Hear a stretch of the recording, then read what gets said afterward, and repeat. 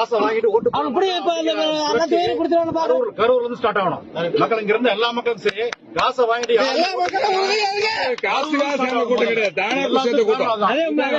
கட்சியா இருந்தாலும் சரி காசை வாங்கிட்டு குடத்தை வாங்கிட்டு குடிசை வாங்கிட்டு பணத்தை வாங்கிட்டு ஓட்டு போடுற தடுப்பு இயக்கம் கரூர்ல இருந்து ஸ்டார்ட் ஆகணும். இதுக்கு நம்ம இங்க இருக்கிற பாதிக்கப்பட்டவங்களை இது உறுதி இருக்கணும். அவ்வளவுதான். நான் ஏடிஎம்ஏக்கள் இருக்கிறேன். நான் இந்த போட்டு விஜய்க்குதே நிம்மதி ஓட்டு போட போறேன்.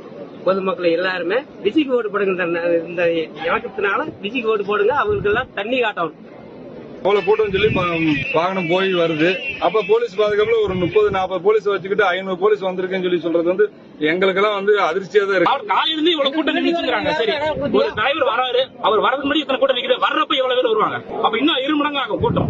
அப்ப என்ன பண்ணிருக்கணும்? துரிதப்படுத்திருக்கணும் இல்லையா பாதுகாப்ப?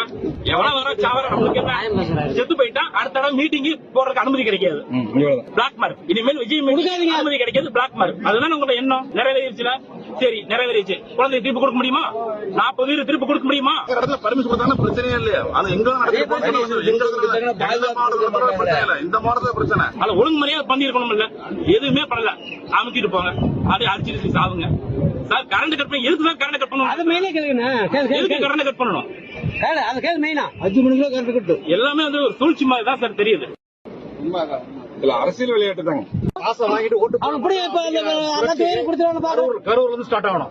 மக்கள் இங்க இருந்து எல்லா மக்களும் சரி காசை வாங்கிட்டு